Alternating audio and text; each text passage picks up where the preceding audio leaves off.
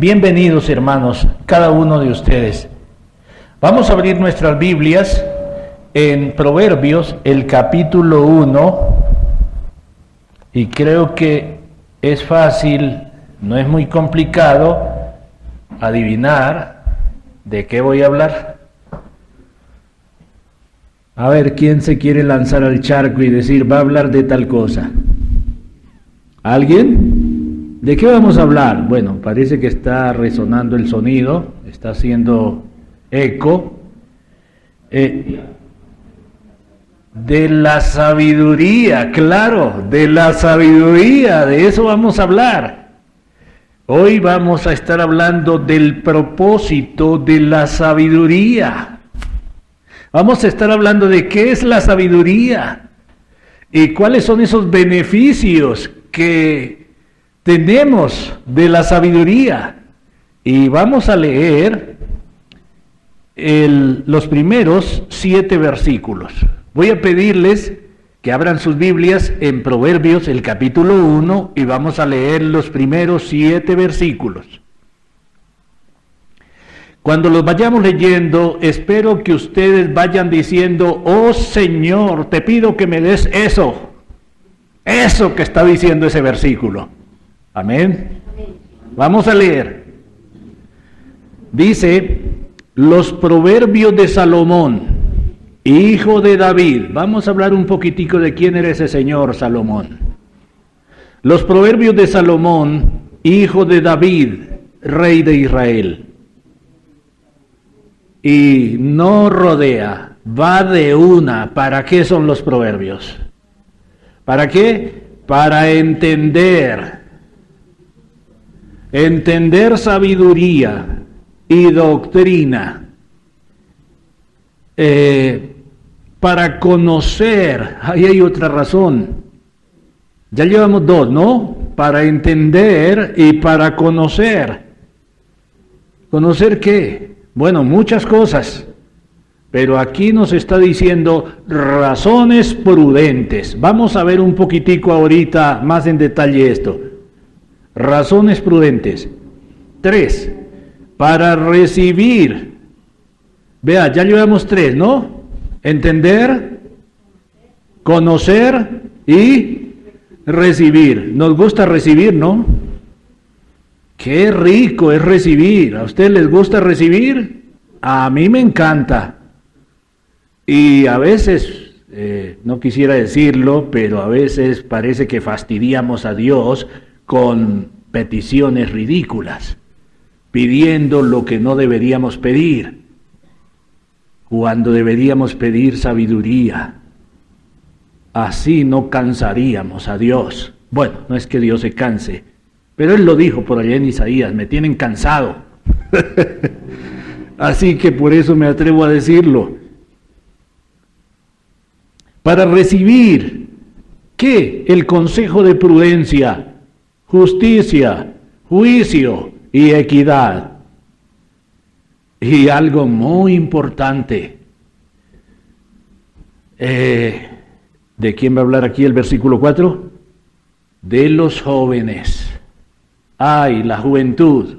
Por ahí había una enciclopedia hace unos años que se titulaba Juventud, Divino Tesoro. Es verdad, la juventud es un tesoro maravilloso, pero no se caracteriza precisamente por la sabiduría. Se caracteriza muchas veces por la simpleza. Y aquí dice, para dar sagacidad a los simples y a los jóvenes inteligencia y cordura. 5.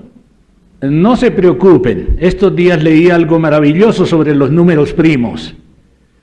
Y dice el autor, no se preocupe, los números primos los están utilizando para codificar sistemas de seguridad en tecnologías que se llama blockchain, y se inventaron eso para que sea casi imposible acertar con una clave.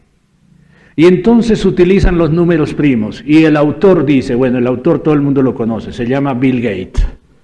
Y el autor dice, no preocupe por los números primos, esos no se van a acabar. No se van a acabar. Y así pasa con la sabiduría. No se va a acabar. No hay un tope. Oirá el sabio y aumentará el saber. No importa qué tan entendido sea, adquirirá más consejo. Bueno, aquí no dice más, pero y el entendido adquirirá consejo. Y otra vez la palabra entender en el versículo 6. Para entender proverbio y declaración, palabras de sabios y sus dichos profundos. Nos gusta comprender lo que dicen esos que dicen cosas profundas, ¿no? Pues aquí está la clave. Y aquí está la cima en el versículo 7. El principio de la sabiduría es el temor de Jehová. Y una advertencia, o tal vez lo contrario, el antónimo de la sabiduría. Los insensatos desprecian la sabiduría y la enseñanza.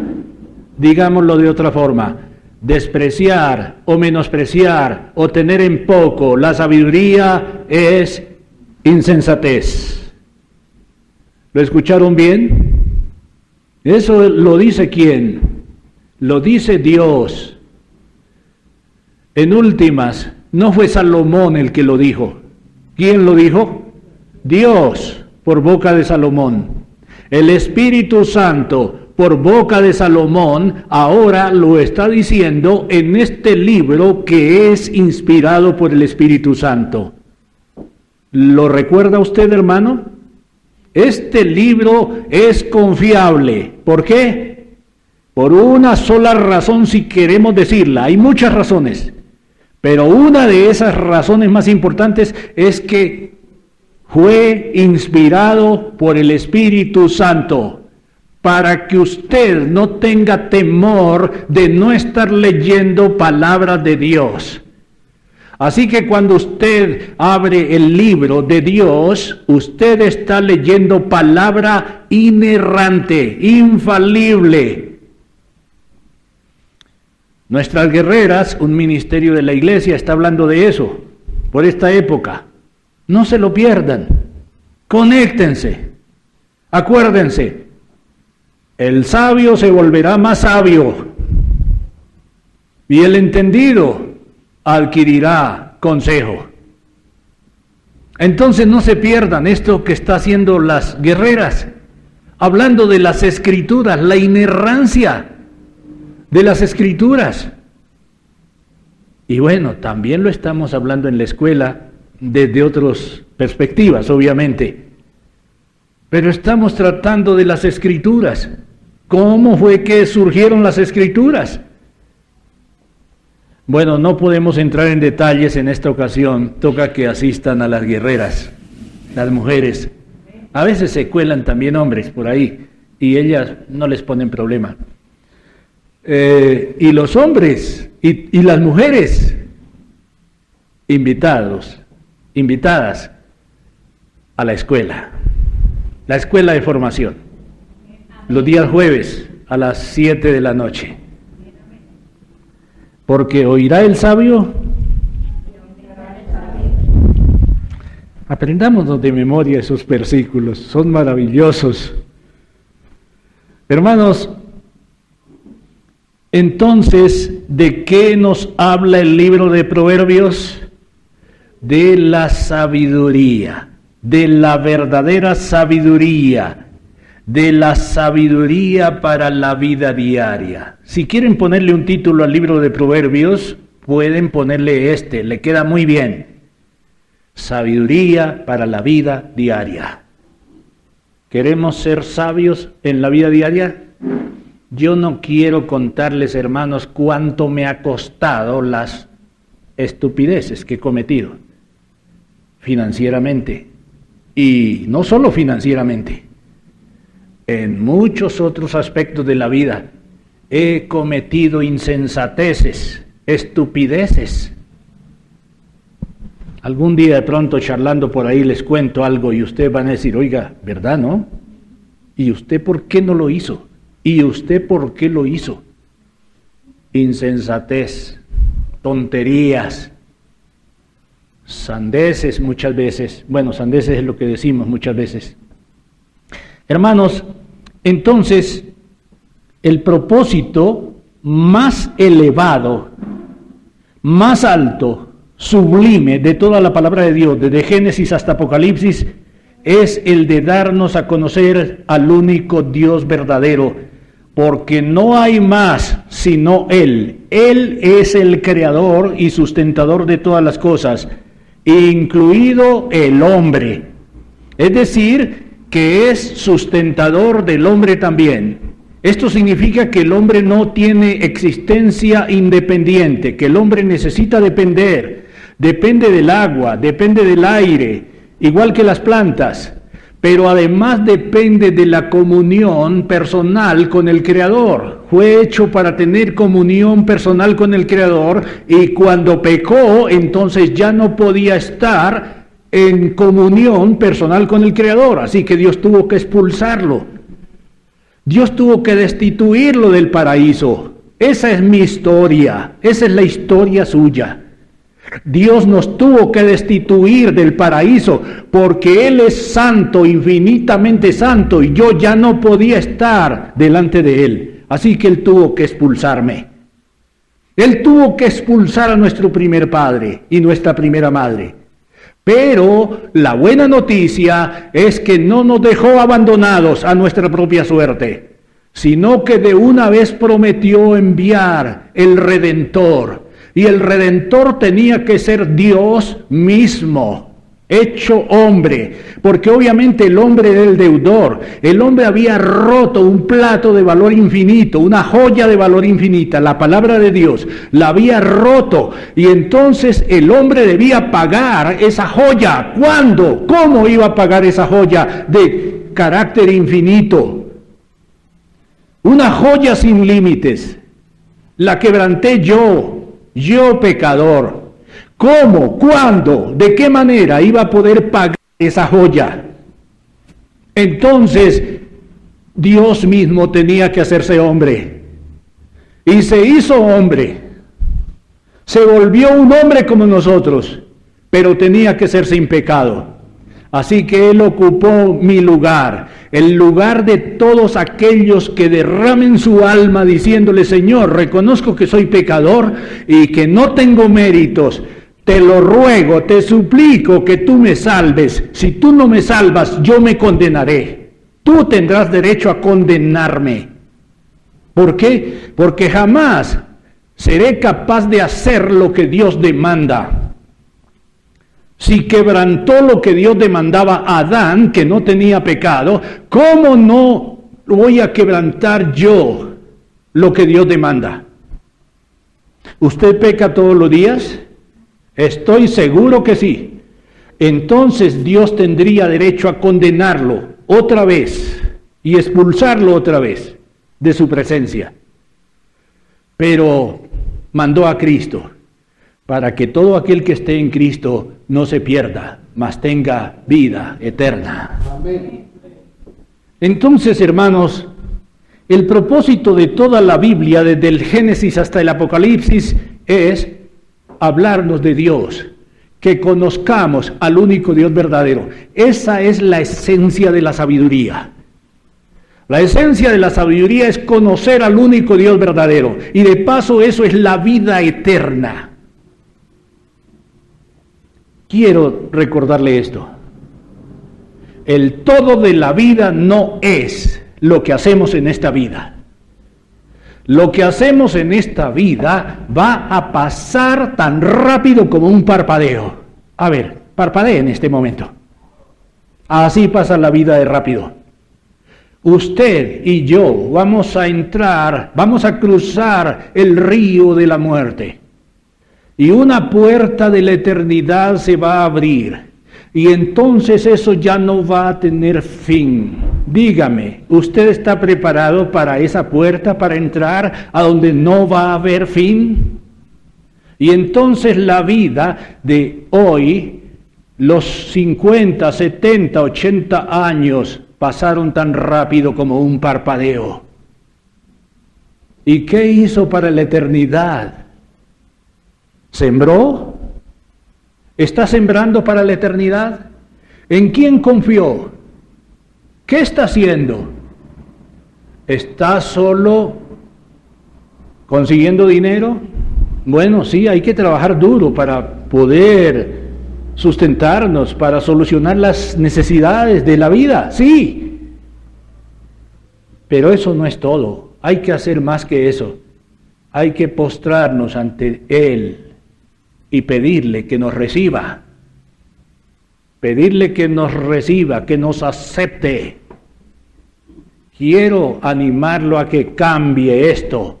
Dejen de pedirle, dejen de decirle al Señor, Señor, te acepto. Y díganle, Señor, acéptame, porque no soy digno de que me aceptes. Entonces, hermanos, el fin o la Biblia en todo se ocupa de hablarnos de la sabiduría de Dios. Pero particularmente Proverbios se centra a hablarnos de la sabiduría. Ningún otro libro nos habla tanto de la sabiduría como el libro de Proverbios. Vamos a comenzar por el versículo 1, leyendo lo que dice: los proverbios de Salomón, hijo de David, rey de Israel. ¿Quién era ese Salomón? Fue esa persona a la que Dios invistió de sabiduría como a ningún otro ser humano sobre la tierra. Salomón disertó sobre los árboles, sobre los animales, sobre las aves, sobre las hormigas. Así lo leemos por allá en Reyes y en Crónicas. Y venían reyes de toda la tierra a escuchar la sabiduría de Salomón. Ojalá que nosotros también nos peguemos largos viajes o difíciles. Sí, no es fácil. Algunos hermanos aquí han venido de lejos. El hermano, hermano, se me olvidó su nombre. Wilder, el hermano Wilder viene del otro lado de la ciudad, en el sur. Mi hermana Nelcy vino desde Tenjo. Gracias a Dios. ¿Y cuántos de ustedes tal vez están viniendo desde lejos? Aquí el hermano Guillermo me ha dicho que ya ahora, gracias a Dios, está contándome la noticia que se trasladó para el Tunal. Venía de más lejos también. Y ya le toca un poco más cerca, hermanos, no importa la distancia. Venían reyes de toda la tierra a escuchar la sabiduría de Salomón. Uno de los casos más asombrosos, ustedes lo recuerdan muy bien, fue el caso de una reina llamada la reina de Sabá, que vino desde Etiopía, en el África, a unos, escuchen bien, a unos 4,000 kilómetros de distancia, para oír la sabiduría de Salomón. 4,000 kilómetros de distancia en África, hasta Asia. Pasar de un continente a otro, 4,000 kilómetros. Piensen, de aquí para el sur, ¿cuánto sería 4,000 kilómetros? Chile, Santiago, no sé. A Lima son como 2,000 kilómetros. Entonces, de aquí a Lima, la mitad del camino apenas. Y añadirle otro tanto. Argentina, tal vez. 4,000 kilómetros, imagínense eso. Sobre asnos o en un carruaje, tal vez. Vino esta reina. ¿A qué? A escuchar la sabiduría, a oír la sabiduría. Sí, Rosita le gusta adelantárseme. Ella me dijo, tienes que hablar de oír. Y yo no pensaba hacerle caso. Y terminé haciéndole caso. Hay que hacerle caso a la mujer. Bien, hermanos, qué maravilloso esto. Esto lo encontramos en 1 de Reyes capítulo 10, versículos 1 al 13. Esta historia de la reina de Saba o de Sabá. Qué ejemplo maravilloso. Aprendamos de ella. ¿Desde dónde vino? ¿Cuántos kilómetros más o menos? 4.000 kilómetros. Eso es tierra. Para andar como de aquí a La Paz. Gracias, Dieguito. De aquí a La Paz, Bolivia. 4.000 kilómetros. Hermanos, sigamos. Entonces estábamos viendo ahora mientras leíamos que la sabiduría de Dios es para entender. Eso lo tenemos en los versos 2 y 6, ¿verdad? Para entender. ¿Entender qué? Sabiduría. Entender más sabiduría. La sabiduría de Dios es fundamental para cometer menos errores en la vida. Pero no solo para cometer menos errores en la vida, es fundamental para que vivamos la vida verdaderamente, porque muchos no están viviendo. Todos los días es una carrera sin parar. Todos los días es una desesperación. No están viviendo la vida. Algunos ya no soportan y entonces terminan yéndose a un puente para lanzarse al abismo. Me sorprendió un puente que hay en Villavicencio por la parte de la entrada vieja y conecta al barrio El Barzal y tiene rejas al lado y lado. ¿Para qué esas rejas tan altas en ese puente? Bueno, creo que el hermano Armando sabe de esa historia, ¿no? Y el hermano Diego. Pues nuestra hija Cindy, por ahí andábamos y nos contó. Vea, aquí muchas personas venían a quitarse la vida. Y entonces la alcaldía optó por colocarle rejas muy altas para evitarlo, para ayudarle a la gente a que no tome una decisión fatal.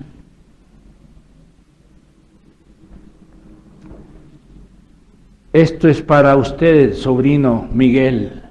Le dije alguna vez, Miguelito, tienes la vida, estás vivo.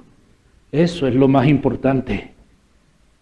Estás vivo y mientras tengamos tiempo, mientras tengamos vida, podemos levantar todavía nuestros ojos al cielo y decirle, Señor, recíbeme, acéptame. ¿Y qué dice Él? Si alguno viene a mí, al que a mí viene, no le echo fuera. Hermanos, sabiduría para entender, proverbio, doctrina, declaración, palabras de sabios y sus dichos profundos. Yo no sé por qué a veces ustedes se han encontrado con personas que de pronto dicen, oiga, pero ¿por qué no entiende? Pues yo les quiero traer a colación un ejemplo de una persona, y no es cualquier persona, es uno de los científicos más grandes que ha habido en el siglo XX. Y yo me pregunto, ¿por qué no entiende? Les estoy hablando de Stephen Hawking. No de Stephen, nuestro hermano acá. Stephen Hawking.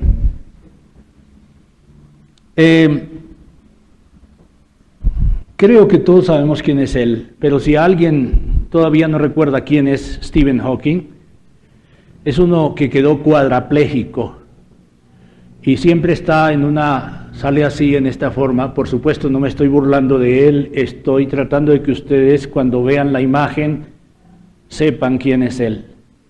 Siempre está así, inmóvil, y no podía ni siquiera hablar. Adaptó un equipo para poder que le pudiera reflejar su voz, y así era profesor de Oxford y daba conferencias alrededor del mundo entero.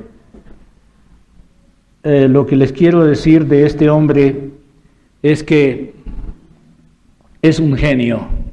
Algunos hasta dijeron que era posible que superara a Einstein. En su primer libro, titulado Historia del Tiempo, el mensaje que él quiere transmitir es este: necesitamos un Dios verdadero. Ese es el mensaje, ese es el clamor. La primera vez que leí el libro, en el año 2000 más o menos, me quedé sorprendido, me gustó mucho un detalle. Me gustó haberme dado cuenta de ese detalle por mi propia cuenta. Ahora les voy a contar cuál es el detalle. Yo leí el libro y me di cuenta de eso, de que era un clamor por un Dios verdadero. Y después de que terminé de leerlo, volví a leer el prólogo. Y el prólogo lo escribe un hombre a quien yo era un fan de él, bueno, todavía, era un ateo, se llama Carl Sagan, uno de los más destacados también, eruditos en el conocimiento del universo. Y el prólogo del libro, Historia del Tiempo, lo escribe Carl Sagan. Y al final del prólogo hay una frase que yo la pasé por alto y me alegré cuando volví y leí el prólogo porque yo lo descubrí sin que él me lo dijera. Pero me alegré que él decía lo mismo. ¿Qué es lo que dice al final del prólogo del libro Historia del Tiempo? Dice, este es un libro también acerca de Dios. Eso es un libro acerca de Dios. Pero hermanos, a pesar de todo esto, y después de eso escribió otro libro titulado Dios creó los números. Dios creó los números. Qué cosa tan impresionante, ¿no? Sí, es que los números son racionales. Los números es la razón, es la lógica. Pregúntenle aquí a Dieguito que se sabe algo de números y a Angélica. Eso saben. No crean ustedes. ¿Ve? Los ingenieros, sí. Dios creó los números, pero él se negó a aceptar la sabiduría de Dios y decidió confiar en él mismo. Incluso él mismo, Stephen Hawking, demostró de forma definitiva, junto a otro científico de nombre Roger Penrose, demostró que la teoría del Big Bang era incuestionable, lo demostró científicamente. Fue el mismo Stephen Hawking el que demostró esto científicamente. Y esa teoría del Big Bang, él no la quería aceptar, y muchos ateos no querían aceptarla. ¿Por qué? Porque demostraba que el universo había sido creado por alguien. Y entonces ellos no querían aceptar eso. Así que el señor Stephen Hawking ha maniobrado y unos años después escribió otro libro titulado El Gran Diseño. Y en ese libro titulado El Gran Diseño dice categóricamente, ya no necesitamos a Dios. Él ahí afirma que el universo se creó a sí mismo. Como no puede negar que fue creado, ya no lo puede negar porque él mismo demostró que había sido creado. Pero no puede negar eso. Entonces afirmó que el universo se creó a sí mismo por una ley de la gravedad. Bueno, yo, Aldemar Osorio, no soy un científico, por supuesto, y estoy lejísimos de poder serlo. Sin embargo, una persona como yo, entiende que cómo puede existir ley de gravedad sin universo. ¿No les parece lógico? Entonces, para que exista una ley de la gravedad, tiene que existir universo. ¿Cómo puede existir una ley de la gravedad que cree el universo si no había universo? ¿Comprenden? Pues eso lo entendemos todos, creo. Pues ahora escuchemos la respuesta de un científico también cristiano que se llama John Lennox. Si ven algún libro de John Lennox, les animo a que lo compren. Un científico de Oxford, cristiano.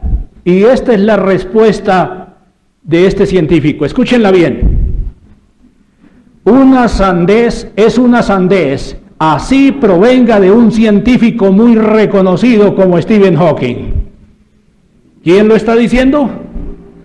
Un científico. ¿Ven? Entonces la pregunta es, hermanos, ¿por qué no entienden? ¿Por qué niegan eso? Bueno, tal vez no es que no entiendan, sí entienden, pero decidieron creer lo que ellos pensaban, lo que ellos se imaginaban.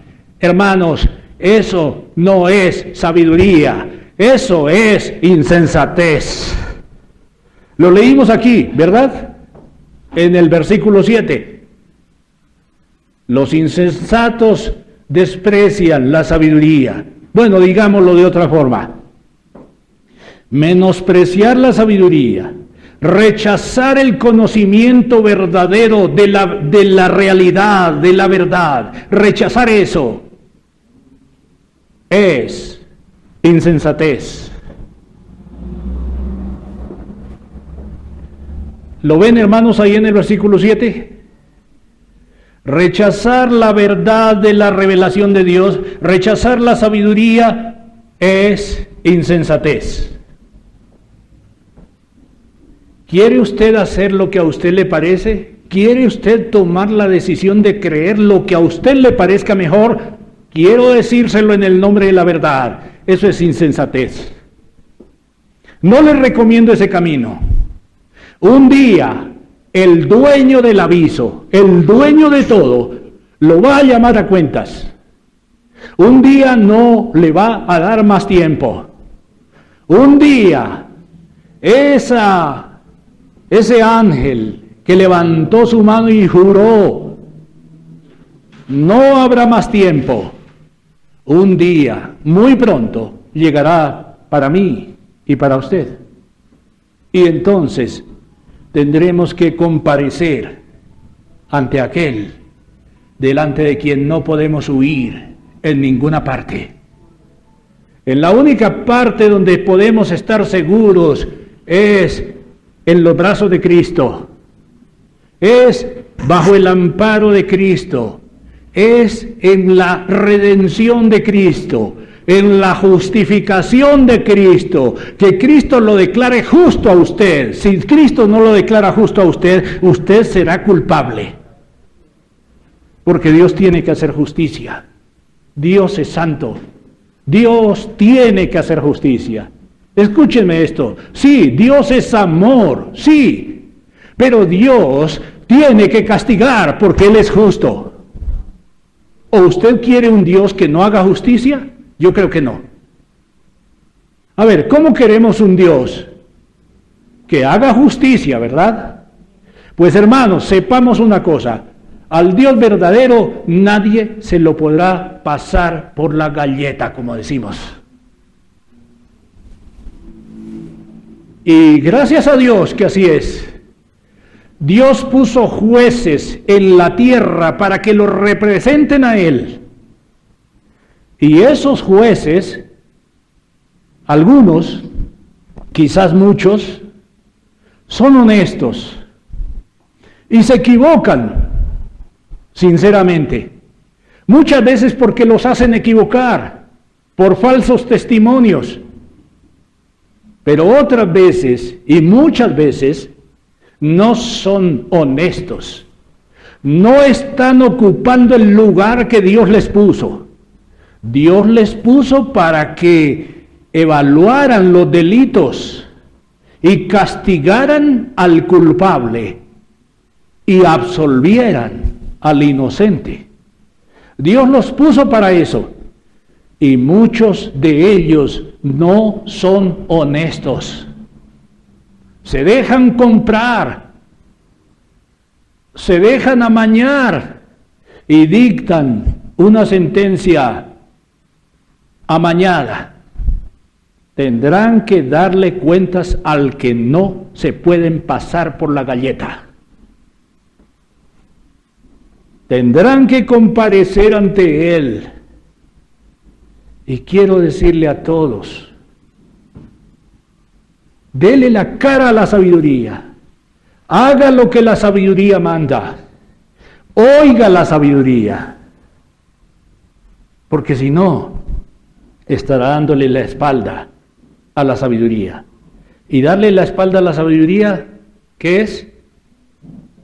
Es insensatez. Así lo dice aquí la Biblia. Bien, veamos brevemente en qué consiste la verdadera sabiduría. ¿En qué consiste? Ya lo leímos aquí en el versículo 7, ¿no? El principio de la sabiduría es el temor de Jehová. Vamos a verlo en Job capítulo 28, versículo 28 también. Por favor, búsquenlo y que quede grabado en sus mentes. ¿Qué es la sabiduría? A ver, ¿cómo leemos ahí? Y dijo al hombre, he aquí que el temor del Señor es la sabiduría. ¿Qué es la sabiduría? El temor a Dios, el temor de Dios. Esa es la sabiduría. Esa es la esencia de la sabiduría. Y el mismo Proverbios lo repite en el capítulo 9, versículo 10. Por favor, miremoslo un momento. Capítulo 9, versículo 10. Dice, el temor de Jehová es el principio de la sabiduría. Y el conocimiento del Santísimo es la inteligencia. ¿Cuál es el propósito general de la palabra de Dios? Que conozcamos al único Dios verdadero para que no nos estrellemos por la eternidad y para que tengamos vida eterna. Desde hoy, hermano, hermana, desde este momento usted puede salir con vida eterna. No se atreva a salir de aquí, de este lugar, sin la vida eterna. Pídasela a Él. Caiga de rodillas ante Cristo y dígale, Señor, acéptame, recíbame. ¿Y Él qué va a hacer? Le va a dar la vida eterna.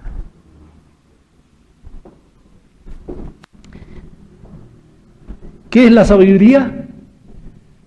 El temor de Dios, el conocimiento del Santísimo. Esa es la sabiduría, hermanos.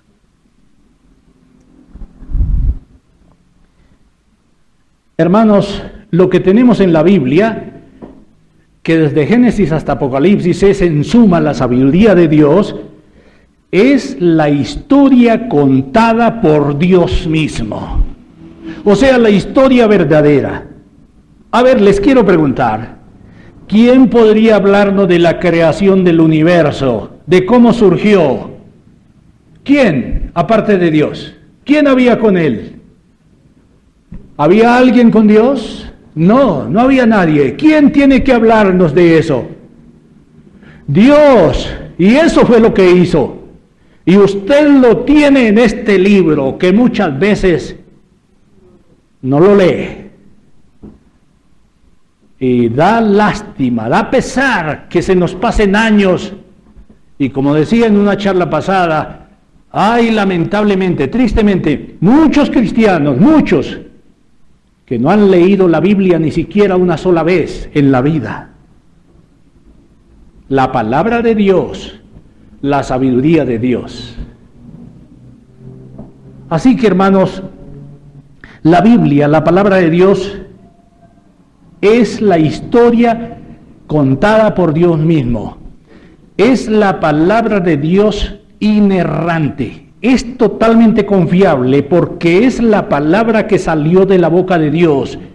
Y en este libro, hermanos, la Biblia, se encuentra la palabra de Dios pura, sin contaminación humana, precisamente porque los hombres que escribieron fueron inspirados por el Espíritu Santo.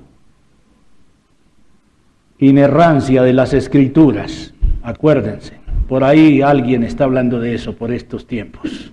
No se les olvide. Estos ministerios maravillosos que el Señor le ha dado a la iglesia. Gracias a Dios por esos ministerios. El ministerio de guerreras, el ministerio de la escuela, el ministerio del devocional. Los días sábados estamos estudiando el libro de Samuel, todo el libro de Samuel, y así seguramente vamos a seguir con todos los demás libros. ¡Qué bueno! Bueno, hermanos, la sabiduría de Dios nos dice qué soy yo realmente, de dónde vengo y a dónde voy, cuáles son mis mayores debilidades y mis peores enemigos, qué será de mi vida cuando termine mi carrera en este mundo, qué esperanza tengo cuando tenga que partir a la eternidad. Nadie puede hablarnos con autoridad inequívoca de estos aspectos de la vida como el creador de todas las cosas, el único Dios verdadero, y esta es precisamente la sabiduría. Entonces, ¿qué es la sabiduría o en qué consiste? Hemos visto que en primer lugar es conocer al Santísimo, al Todopoderoso, al que habita la eternidad y por lo tanto es el que siempre fue, el que siempre ha sido y el que siempre será, porque no pudo, no puede cambiar, no puede equivocar, no pudo existir nada, absolutamente nada antes de Él, por fuera de Él, ni después de Él, porque Él es el alfa y la omega, el principio y el fin de todo cuanto existe. Si lo han leído, ¿verdad? Él es. En segundo lugar vamos a destacar sobre qué es la sabiduría. Vamos a destacar algo que está mencionado aquí también en Proverbios y se repite varias veces. Lo repite varias veces este sabio llamado Salomón, aquí en el libro de Proverbios, y se repite muchas veces en la Biblia. Y me refiero a que la sabiduría es, no se lo voy a decir, quiero que ustedes lo descubran. Versículo 5, versículo 6, versículo 24, ¿qué será? A ver, versículo 5, y de eso mismo habla el 8, y esa misma palabra está en el versículo 24, esa misma palabra está en el versículo 33, ¿cuál palabra será? Versículo 5, ¿cómo comienza? Oír. Oír. Versículo 8, ¿cómo comienza? Oye. Versículo 24, por cuanto llamé y no quisisteis oír. Y versículo 33, mas el que me oyere. Ay, hermanos, esta palabra se repite varias veces acá en Proverbios y muchas veces en toda la Biblia. Oír. ¿Qué es la sabiduría? La sabiduría es oír a Dios mismo. Esa es la sabiduría. ¿Quiere ser sabio? Dispóngase a oír a Dios. Hermanos, vivimos en un siglo increíble. Tenemos que conocer al único Dios verdadero porque si no resultamos rindiéndole culto a cualquier cosa. Si no conocemos al Dios verdadero, resultamos exaltando cualquier cosa. Tenemos que conocer al Dios verdadero. Esta semana nos sucedió algo muy chistoso. Me voy a hacer un poquito de ejercicio en una cancha de tenis. Y estaba ahí con Rosita se pone a hacer otras cosas y llegó una señora amiga que nos hicimos ahí del conjunto y la señora dice, esta semana nos visitó la Virgen. Y entonces yo me quedé nos quedamos con Rosita un poquito pensativos, ¿será que tuvo alguna visión, alguna cosa se le presentó? Y siguió hablándonos, la Virgen nos está visitando. Y nosotros estábamos pues sorprendidos un poco, no entendíamos bien, y luego entendí que era que ella la había llevado y que luego se la iba a entregar, se la iba a llevar a otra vecina. Entonces aterricé. No es que los visitó la Virgen, es que ellos llevaron una escultura, una estatua, digámoslo en términos correctos, y la llaman la Virgen a la estatua. Hermanos, eso es inaudito. Hermanos, esto no es nada contra nadie. Simplemente es lo que Dios dice, y quiero concluir con esto. Por favor, abran sus Biblias en Jeremías, el capítulo 1 y el versículo 16, y el capítulo 2 y el versículo 27. Jeremías, el capítulo 1, versículo 16. Y vamos a leer aquí. Y a causa de toda su maldad, proferiré mis juicios contra los que me dejaron e incensaron a dioses extraños. Escuchen esta última frase: y la obra de sus manos adoraron. Esta imagen no es la Virgen, es una imagen hecha por manos humanas, y la llaman la Virgen, y le rinden culto. No, por favor, nadie se disguste conmigo, es lo que dice la palabra de Dios. La obra de sus manos. Y el capítulo 2, versículo 27, dice así: que dicen a un leño, mi padre eres tú, y a una piedra, tú me has engendrado, porque me volvieron la cerviz y no el rostro. Y en el tiempo de su calamidad dicen, levántate y líbranos, diciéndole a la obra de sus manos, mire, sálveme. No, hermano, no, eso no puede salvarlo a usted. No, el que puede salvarle está en los cielos. Él descendió del cielo, murió en la cruz para que yo pudiera ser perdonado. Y ahora ascendió a los cielos, y Él está en los cielos, y Él es el único que puede ayudarnos y salvarnos. Hermano, venga a Él y será salvo. Venga a Él y será sabio, más sabio. Que el Señor nos bendiga, hermanos.